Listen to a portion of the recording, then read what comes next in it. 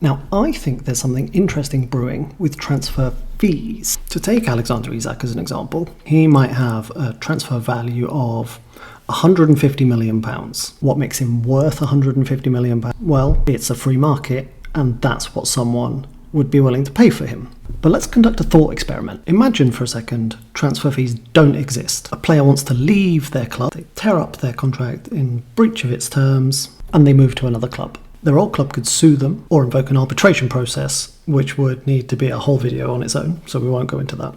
But reducing it just to the money that the club might want in this non-transfer fee world, what money might they be able to get from the new club or from the player specifically? Well, ordinarily you'd say they will get their losses. What are their losses? Well, those are their costs that they've had to incur because of the player's breach of contract. That might be scouting costs. It might be agent costs. It might be some additional wages for a new player over and above the cost of the old player, perhaps. That might be expensive, but it's not hundreds of millions of pounds. It might not even be tens of millions of pounds. The Diarra case pushes us in that direction. It does so by finding that parts of the regulatory architecture that prevented footballers from exiting their deals early was unlawful. Now, the actual judgment is way more nuanced than that, and you should go read it if you're legally inclined, or if you're not, I co-authored a piece on the website The Football Law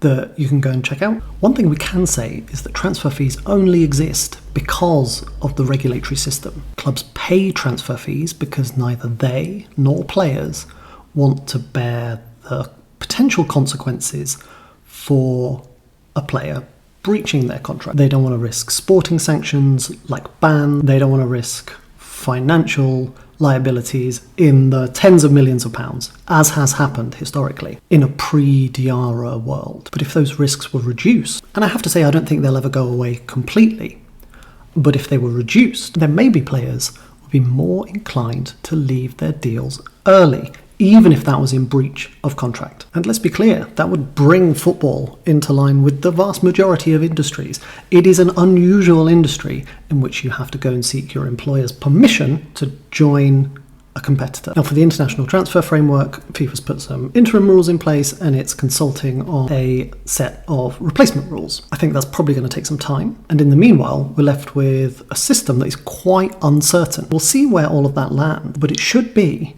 that the days of transfer fees being completely untethered from clubs' actual cost of replacing players are numbered, except we're seeing a summer of unprecedented spending.